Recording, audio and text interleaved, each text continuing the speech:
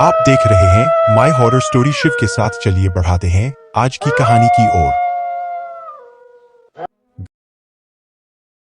कहानी में आगे बढ़ने से पहले चैनल को सब्सक्राइब कर लेना और लाइक कर देना। एक लाइक से बहुत मोटिवेशन मिलता है। अमावस की रात हमेशा से ही रहस्यमय और भयानक मानी जाती है। यह कहानी एक छोटे से गांव की है जहां अमावस की रात में अजीब घटनाएं घटित होती थीं। गांव के लोग कहते थे कि इस रात में एक बुरी आत्मा गांव के चारों ओर भटकती है। उस रात रमन, जो गांव का एक युवक था, अपने दोस्तों के साथ बैठकर कहानी सुन रहा था। उसके दोस्तों ने उसे चुनौती दी कि वह उस रात गांव के पुराने मंदिर में जाकर वहां की घंटी बजाकर आए। रमन ने यह चुनौती स्वीकार कर ली और आधी रात को मंदिर की ओर चल पड़ा। रास्ते में उसे अजीब आवाजें सुनाई देने लगीं। कभी किसी के रोने की आवाज तो कभी किसी के हंसने की। लेकिन रमन ने हिम्मत नहीं हारी और मंदिर की ओर बढ़ता रहा। जैसे ही वह मंदिर के पास पहुंचा, उसने देखा कि मंदिर के द्वार पर एक बूढ़ी औरत खड़ी थी। उसकी आंखें लाल थीं और चेहरा बहुत भयानक था। रमन ने सोचा कि यह उसकी आंखों का धोखा हो सकता है, लेकिन जैसे ही उसने मंदिर में प्रवेश किया, दरवाजा अपने आप बंद हो गया।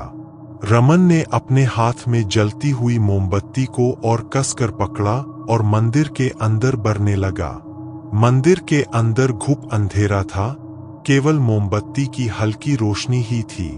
उसने देखा कि मंदिर की दीवारों पर पुराने चित्र लगे थे जो बहुत ही डरावने थे।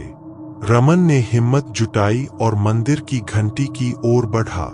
जैसे ही उसने घंटी बजाई, पूरे मंदिर में जोर से हवा चलने लगी। मंदिर के अंदर का माहौल और भी भयानक हो गया। अचानक रमन ने देखा कि मंदिर की मूर्ति से खून टपकने लगा। उसकी हिम्मत टूटने लगी और उसने वहां से भागने की कोशिश की, लेकिन मंदिर के द्वार बंद थे।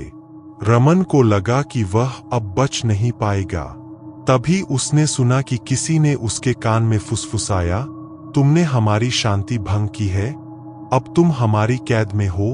रमन ने पीछे मुड़कर देखा तो वह बूढ़ी औरत फिर से सामने खड़ी थी।